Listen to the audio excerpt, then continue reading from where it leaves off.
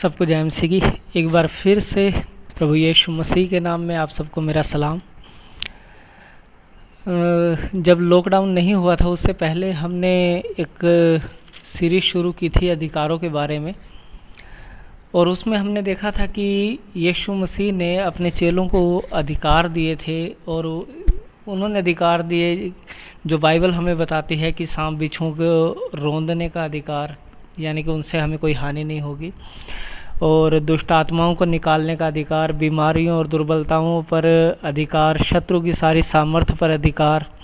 और एक वचन है यूहन्ना 23 अध्याय और 20 अध्याय और उसका 23 वचन, ये मैं आपके लिए पढ़ देता हूँ। और यहाँ पर लिखा है कि जिनके पाप तुम क्षमा करो वे उनके लिए क्षमा किए गए हैं, और जिनके तुम रखो वे रखे गए हैं। यानी कि यीशु मसीह ने आपको अधिकार दिया, मुझे अधिकार दिया, अपने चेलों को अधिकार दिया कि आप पाप क्षमा कर सकते हैं। यदि आप किसी के पाप क्षमा नहीं करेंगे तो वो रखे जाएंगे, और यदि आप क्षमा कर देंगे तो वो क्षमा कर दिए जाएंगे। मेरे प्रियो, क्या आप चाहते हैं कि आपकी वजह से कोई नरक चला जाए? और यदि नहीं तो आप अपने अधिकारों का प्रयोग करें और लोगों को क्षमा करना सीखें, और लोगों को क्षमा करें ताकि हर कोई यीशु से मिल सके, यीशु के पास जा सके, उससे प्यार कर सके और आपको दुआएं दे सके। क्योंकि आज हम भी उन लोगों के लिए बड़े शुक्रगुजार हैं जिनकी वजह से हम मसीह के बारे में जान पाए और मसीह के और नज़दीक आ सके। तो मेरे प्रियो, आज का हम टॉपिक शुरू करते हैं। और हमने पिछली बार देखा था कि कुछ ऐसे लोग थे प्रेरितों के समय में जो कहने लगे कि हम भी क्या करेंगे कि जैसे पौलुस निकालता है दुष्ट आत्माओं को यीशु के नाम से, हम भी उसी नाम से दुष्ट आत्माओं को निकालना शुरू करेंगे। और उन्होंने ऐसा किया भी। लेकिन क्या हुआ कि जब वो एक दुष्ट आत्मा जिस व्यक्ति के अंदर थी, वहाँ पर उन्होंने जाके जब ऐसा काम करने की कोशिश की तो उस दुष्ट आत्मा ने उन्हें कहा कि यीशु को भी मैं जानती हूँ और पौलुस को भी मैं पहचानती हूँ, तुम कौन हो? और फिर बाइबल कहती है कि उस दुष्ट आत्मा ने उन पर प्रबल होकर, उस व्यक्ति ने जिसके अंदर दुष्ट आत्मा थी उनके ऊपर प्रबल होकर उन्हें घायल कर दिया और उन्हें बिना कपड़ों के भागने पर मजबूर कर दिया। तो मेरे प्रियो, ऐसा क्यों हुआ कि वो लोग यीशु के नाम से दुष्ट आत्माओं को नहीं निकाल पाए? कारण है मेरे प्रियो अधिकार और यीशु मसीह पर विश्वास। तो आज हम बात करेंगे अधिकारों के बारे में और हमारे बारे में। आज का टॉपिक है हम और हमारे अधिकार। मेरे प्रियो, यदि आपको अधिकार दिए गए हैं और उनका उपयोग करना आप नहीं जानते तो आपके लिए वो अधिकार कोई मायने नहीं रखते। और आज हम यही सीखेंगे कि आखिर में हम हैं कौन कि हमारे पास अधिकार हों, या हम उन अधिकारों का प्रयोग किस तरीके से कर सकते हैं। तो आइए हम शुरू करते हैं। और ये सीखने से पहले कि क्या हम अधिकार रखते हैं या क्या हम अधिकारों का प्रयोग कर सकते हैं, हम सीखेंगे कि हम हैं कौन। और इसके अंदर सबसे पहली बात मैं आप लोगों के लिए पढ़ना चाहूँगा गलातियों की किताब से। गलातियों की किताब और उसके 3 अध्याय के अंदर इस तरीके से लिखा हुआ है, आप सब इसे ज़रूर पढ़ लीजिएगा। और इसमें लिखा हुआ है 3 अध्याय और उसका 26 और 27 वचन में इस तरीके से लिखा हुआ है, क्योंकि तुम सब उस विश्वास के द्वारा जो मसीह यीशु पर है परमेश्वर की संतान हो। मेरे प्रियो, पहली बात, हम परमेश्वर की संतान हैं। दूसरी बात, यीशु मसीह भी परमेश्वर की संतान थे। मेरे प्रियो, इस चीज़ को समझो कि आप के पास वो अधिकार है या नहीं जो यीशु के पास था। यीशु मसीह परमेश्वर की संतान थे, और बाइबल कहती है यदि आप यीशु मसीह पर विश्वास करते हैं तो आप भी परमेश्वर की संतान हैं। देखिए आगे क्या लिखा हुआ है, और तुम में से जितनों ने मसीह में बपतिस्मा लिया है उन्होंने मसीह को पहन लिया है। यदि आपने विश्वास किया और बपतिस्मा लिया तो आपने मसीह को पहन लिया है। अब जब परमेश्वर इस पृथ्वी पर देखेंगे तो उन्हें आप दिखाई नहीं देंगे, उन्हें यीशु मसीह दिखाई देंगे। परमेश्वर आपको आशीष दे। फिर लिखा हुआ है, और ये हम पढ़ रहे हैं पहला कुरिन्थियों 12 अध्याय और उसके 12 वचन में इस तरीके से लिखा हुआ है,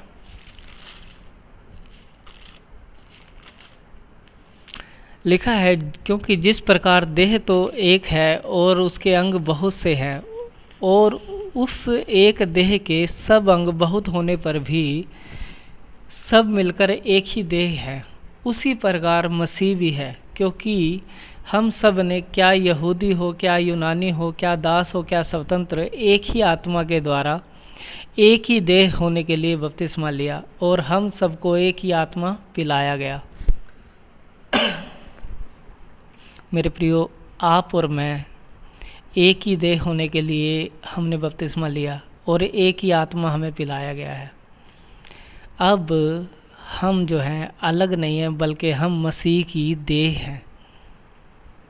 पहली बात, हम परमेश्वर की संतान हैं। दूसरी बात, हम यीशु मसीह की देह है, अर्थात उसका शरीर है। और तीसरी और महत्वपूर्ण बात जो है वो ये है कि ये हम पढ़ेंगे पहला कुरिन्थियों और उसका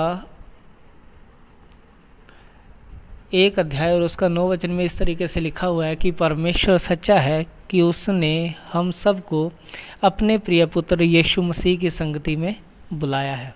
अपने प्रिय पुत्र यीशु मसीह की संगति में उसने हम सबको बुलाया है। तो हम सब बुलाए गए हैं, अपने आप से हम नहीं आए। आप जो आज यीशु मसीह पर विश्वास करते हैं, इसका महत्वपूर्ण कारण ये है कि परमेश्वर चाहते हैं कि आप उसके पुत्र की संगति में आए। परमेश्वर चाहते हैं कि आप उसके पुत्र के पास रहें, उसके पुत्र पर विश्वास करें, उसके पुत्र के पीछे चलकर आप परमेश्वर तक पहुंच सकें। मेरे प्रियो, उसके बाद उससे आगे लिखा हुआ है, देखिए पहला कुरिन्थियों और उसका 6 अध्याय और उसके 17 वचन में इस तरीके से लिखा हुआ है, और जो प्रभु की संगति में रहता है वह उसके साथ एक आत्मा हो जाता है।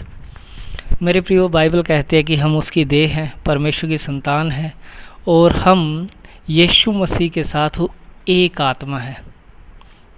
मेरे प्रियो, अगर आप इन बातों पर विश्वास नहीं कर पा रहे तो आप अधिकारों का प्रयोग भी नहीं कर सकते, और जब तक आप ऐसा नहीं करेंगे तब तक आप अपनी आशीषों को थामे नहीं रख सकते, तब तक आप शैतान के गढ़ों को उखाड़ नहीं सकते। पौलुस कहता है हमारे जो हथियार हैं वो गढ़ों को ढा देने के लिए सामर्थी है। हमारे हथियार शारीरिक और संसारिक नहीं है। मेरे प्रियो, हम परमेश्वर के साथ, यीशु मसीह के साथ एक आत्मा है। अब हम अलग नहीं रहे, और जब यीशु के साथ एक आत्मा है तो वो सारे अधिकार हम प्रयोग कर सकते हैं जो अधिकार यीशु मसीह ने हमें दिए हैं। चलिए इससे आगे हम चलते हैं, और यहाँ पर लिखा हुआ है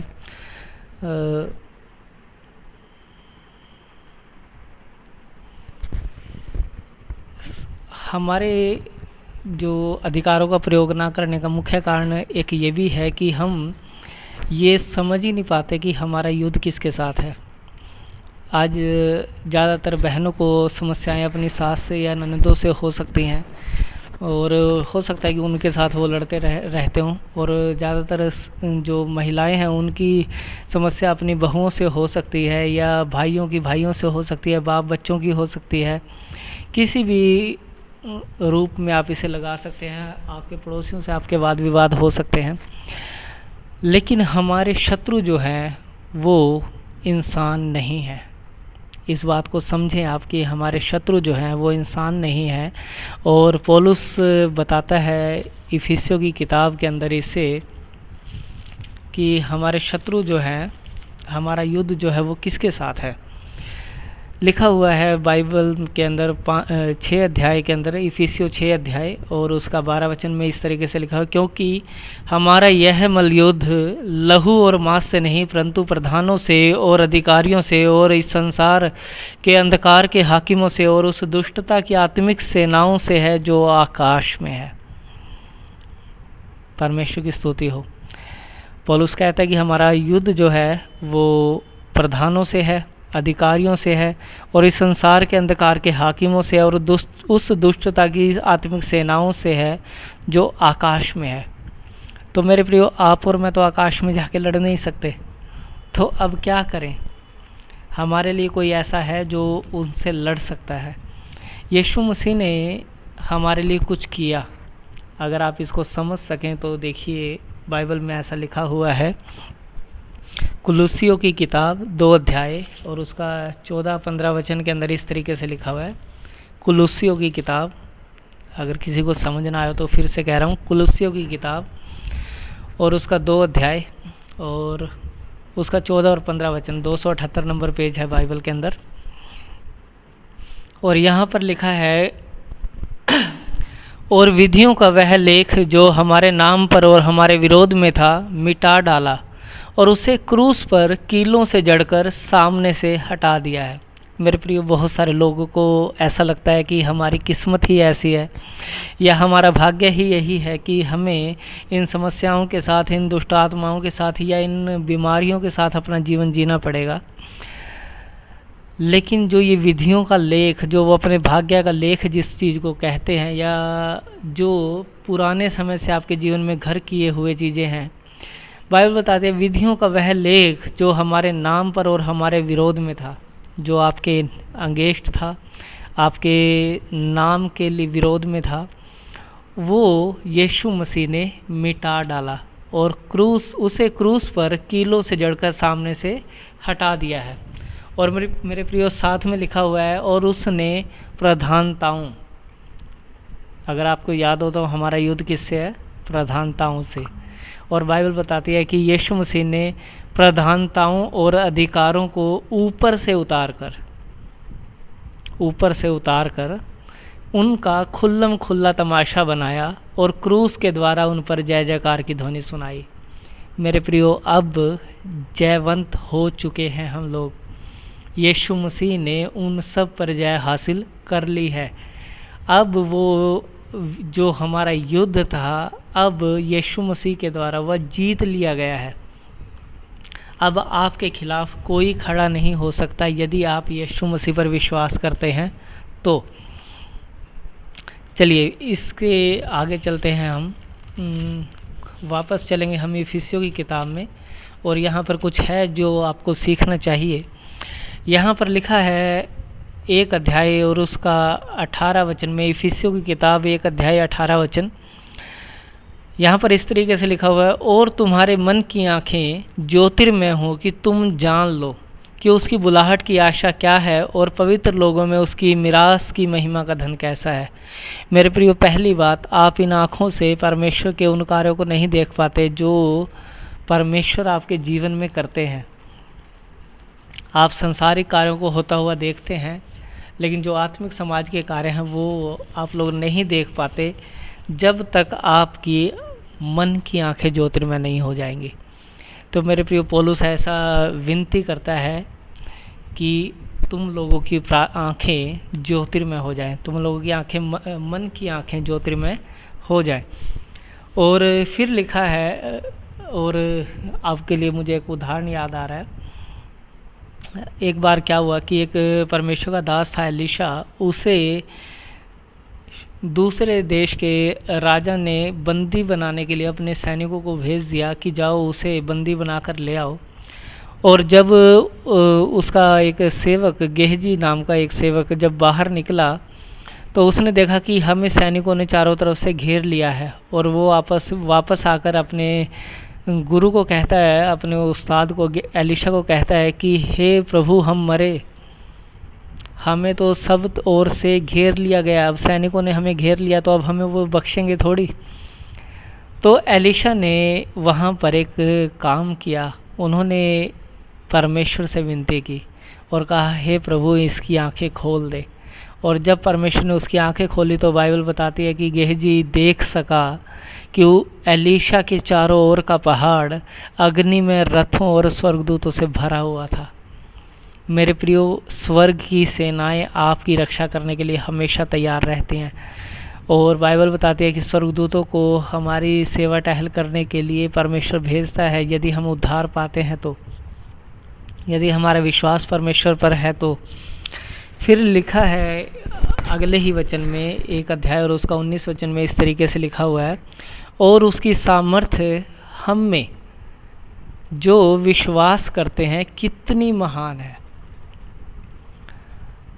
उसकी शक्ति के प्रभाव के उस कार्य के अनुसार।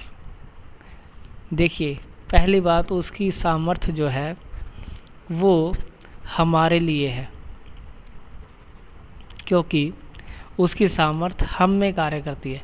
उसकी सामर्थ्य हमारे लिए है, हमारी ओर है, और वो सामर्थ्य जो है वो बड़ी महान है। और पौलुस उस महानता का परिचय कैसे देता है? पौलुस कहता है कि उसकी शक्ति के प्रभाव के उस कार्य के अनुसार जो उसने मसीह में किया,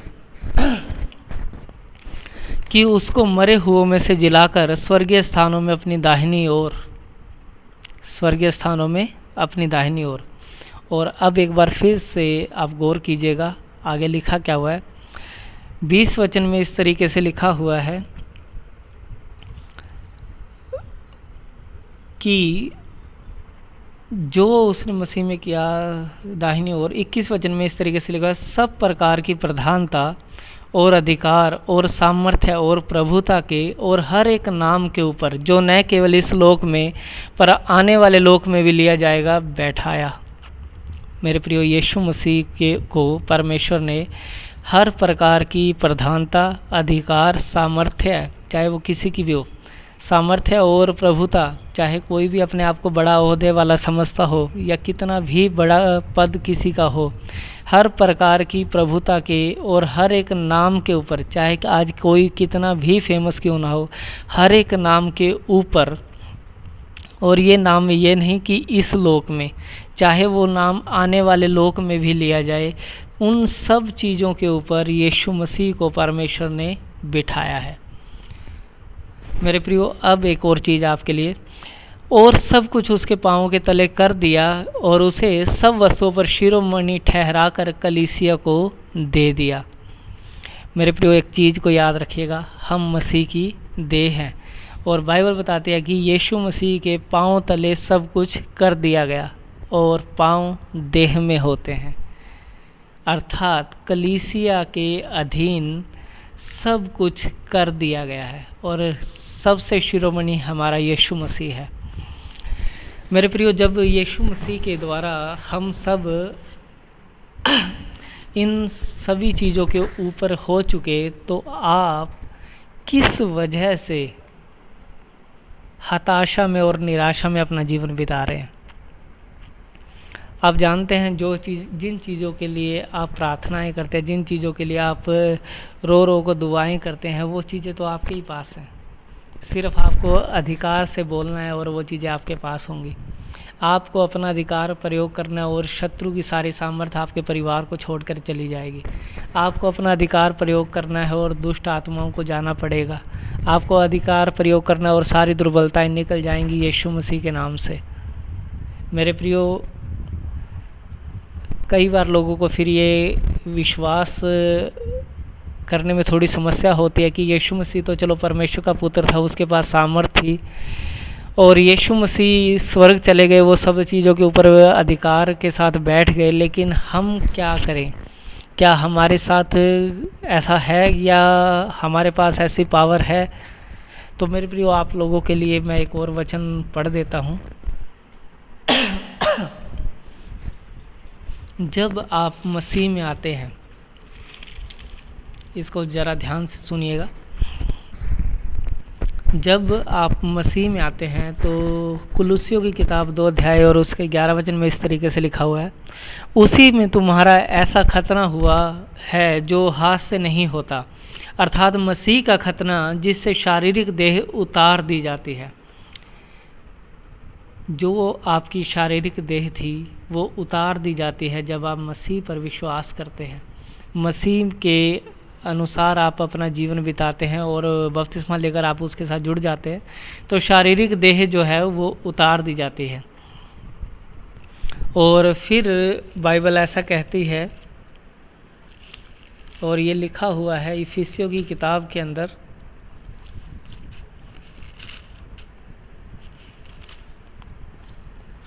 यहाँ पर लिखा है इफिसियों की किताब 2 अध्याय और इसका 5 वचन में 4 से पढ़ते हैं हम। यहाँ पर लिखा है, परंतु परमेश्वर ने जो दया का धनी है, अपने उस बड़े प्रेम के कारण जिससे उसने हमसे प्यार किया, जब हम अपराधों के कारण मरे हुए थे तो हमें मसीह के साथ जिलाया। मेरे प्रियो, जब हम पापों में थे, मरे हुए थे, तब उसने मसीह को भेजकर हमें जिलाया, मसीह के साथ हमें जिलाया। अर्थात जब यीशु मसीह जी उठे तो हम भी उसके साथ जी उठे। और फिर बाइबल में लिखा है 6 वचन के अंदर, और मसीह यीशु में उसके साथ उठाया और स्वर्गीय स्थानों में उसके साथ बैठाया। मेरे प्रियो, हम मरे हुए थे, यीशु मसीह के साथ हम जी उठे और परमेश्वर ने हमें उसके साथ उठाया और उसके साथ स्वर्गीय स्थानों में हमें बिठाया। हालेलुया। प्रभु आप सबको आशीष दे। हम सब मसीह के साथ स्वर्गीय स्थानों में बैठे हैं, और यदि इन चीज़ों पर, इन बातों पर, इन वचनों पर यदि आप विश्वास नहीं कर सकते तो आप अधिकारों का प्रयोग नहीं कर पाएंगे, आज नहीं कर पाएंगे और कल भी नहीं कर पाएंगे, क्योंकि बाइबल के वचन सच्चे हैं। मैं झूठा हूँ लेकिन परमेश्वर का वचन सत्य है, और ये मैं आपको वचन से बता रहा हूँ सारी बातें, कोई भी बात इधर उधर से नहीं है। फिर लिखा है एक और वचन मैं आपके लिए पढ़ देता हूँ, गलातियों 3 अध्याय और उसका 20 वचन। देखिए, जब परमेश्वर ने हमें यीशु मसीह के साथ उठाया है, जिलाया है और स्वर्गीय स्थानों में बिठाया है, तो अब इस पृथ्वी पर क्या हम हैं? पौलुस ऐसा कहता है, मैं मसीह के साथ क्रूस पर चढ़ाया गया हूँ, अब मैं जीवित न रहा पर मसीह मुझ में जीवित है। मेरे प्रियो, जब तक आप मेरा मुझको नहीं त्यागेंगे तब तक आप मसीह के रूप में परिवर्तित नहीं हो पाएंगे। आप जब तक मैं करते रहेंगे तब तक यीशु मसीह का कार्य आप अपने जीवन में नहीं देख पाएंगे। पौलुस कहता है कि मैं अब जीवित नहीं रहा बल्कि मसीह मुझ में जीवित है। मेरे प्रियो, तो पहली बात जो थी वो थी कि हम परमेश्वर की संतान हैं, दूसरी बात थी कि हम उसकी देह हैं, और तीसरी बात थी कि हम मसीह के साथ एक आत्मा है। चौथी बात, हम मसीह के साथ जिलाए गए हैं। पांचवी बात, हम उसके साथ उठाए गए हैं। छठी बात, हम उसके साथ स्वर्गीय स्थानों में उन प्रधानता, उन अधिकारों, उन नामों के ऊपर बिठाए गए हैं जिनके ऊपर यीशु मसीह के बारे में लिखा गया है कि यीशु मसीह को बिठाया गया है। मेरे प्रियो, अब आपके पास वो सभी अधिकार हैं जो परमेश्वर का वचन आपसे कहता है। यदि आज शैतान आपके जीवन से आशीषों को चुरा रहा है तो आप उसे डांट सकते हैं। यदि आज ये शैतान आपके परिवारों में से रिश्तों को चुरा रहा है तो आप उसे अपने घर से निकाल सकते हैं। आपके अधिकार क्षेत्र में जो कोई भी आ गया उस पर आपका अधिकार है, और आपकी मर्जी के बिना वहाँ पर कुछ भी नहीं हो सकता। तो मेरे प्रियो, अपने अधिकारों को पहचानिए और यीशु मसीह के लिए खड़े हो जाइए और प्रार्थना योद्धा बनकर सामने आइए और जीत लीजिए उन गढ़ों को जो आज से पहले शैतान के रहे, और उन लोगों तक सुसमाचार लेकर जाइए जो लोग आज भी अंधकार में जीवन जी रहे हैं। उन लोगों तक पहुंचिए जो आज भी अपने जीवन को मृत्यु की ओर लेकर जा रहे हैं, नरक की ओर लेकर जा रहे हैं। उन लोगों तक पहुंचिए जो अपने जीवन को नशों में गुजार रहे हैं। उन लोगों को सुसमाचार सुनाइए कि उनका उद्धारकर्ता पैदा हो चुका है, उनका उद्धारकर्ता आ चुका है, उनका उद्धारकर्ता उनके लिए जान दे चुका है और वो फिर से मुर्दों में से जीवित हो चुका है, जो लोग अंधकार में आज बैठे हैं। मेरे प्रियो, ये आपका और मेरा कर्तव्य है कि जैसे मसीह ने हमें ये सेंत मेंत में सुसमाचार दिया, हम भी आगे सुसमाचार सेंत मेंत में दें और बहुत सारे लोग हमारी तरह आनंद के साथ आज प्रभु की स्तुति करने वाले हो जाएं। और मेरे प्रियो, इसी तरीके से आप अपने जीवन को आगे बढ़ाएं और अधिकारों को अपने जीवन में लेकर आएं और जो भी समस्याएं आती हैं अधिकारों के साथ उनसे लड़ना सीखें, क्योंकि जो जो बाइबल में बातें दी गई हैं उन सब पर आप अपना अधिकार प्रयोग कर सकते हैं। यदि किसी के अंदर दुष्ट आत्माएँ हैं तो आप निकाल सकते हैं यीशु मसीह के नाम से। यदि कोई कमज़ोर है, दुर्बलताएं से घिरा हुआ है तो आप उसे भी निकाल सकते हैं, क्योंकि ऐसे तरह तरह के वचन, ऐसे तरह तरह के दृष्टांत तो बाइबल में मिल जाएंगे जहाँ पर ये सब कार्य हुए हैं। बताया जाता है, बाइबल के अंदर लिखा है कि पौलुस के अंगोछों से भी लोग चंगे हो जाते थे और पतरस की छाया से भी लोग चंगे हो जाते थे। और यीशु मसीह के पास जो कोई भी आया कभी वो निराश होकर नहीं गया। मेरे प्रियो, आपके पास अधिकार है कि आप लोगों को चंगा करें, आप लोगों को बचाएं और इस कार्य को आप ज़रूर करें। परमेश्वर आप सबको आशीष दे। जय मसीह की।